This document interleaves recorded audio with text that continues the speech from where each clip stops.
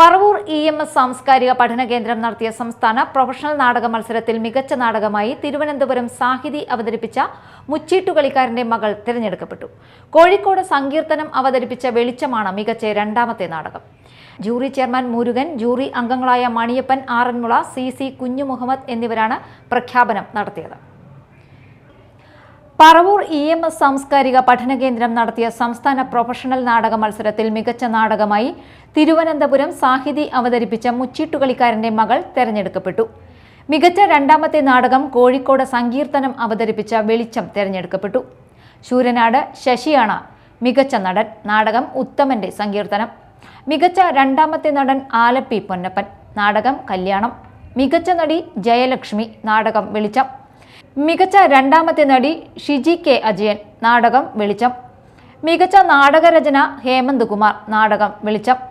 മികച്ച രണ്ടാമത്തെ രചന ശ്രീകുമാർ മാരാത്ത്. നാടകം സ്വന്തം നാമധേയത്തിൽ. മികച്ച സംവിധാനം രാജേഷ് ഇരുളം.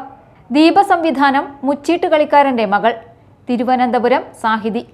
മികച്ച രണ്ടാമത്തെ സംവിധാനം രാജീവൻ മമ്മിളി. ഗാനരചന ചെമ്പഴന്തി ചന്ദ്രബാബു. നാടകം കലുങ്ക്. സംഗീതം അനിൽ മാള. വിവിധ നാടകങ്ങൾ മുച്ചീട്ടുകളിക്കാരന്റെ മകൾ. രംഗപടം വിജയൻ കടമ്പേരി. നാടകം കല്യാണം. Special jury award Abhinav Onchiyam. നാടകം തത്ത. പശ്ചാത്തല സംഗീതം. നാടകം മുച്ചീട്ടുകളിക്കാരന്റെ മകൾ. മികച്ച രംഗപടം നാടകം വെളിച്ചം. കോഴിക്കോട് സങ്കീർത്തനം എന്നിങ്ങനെയാണ് തെരഞ്ഞെടുക്കപ്പെട്ടത്.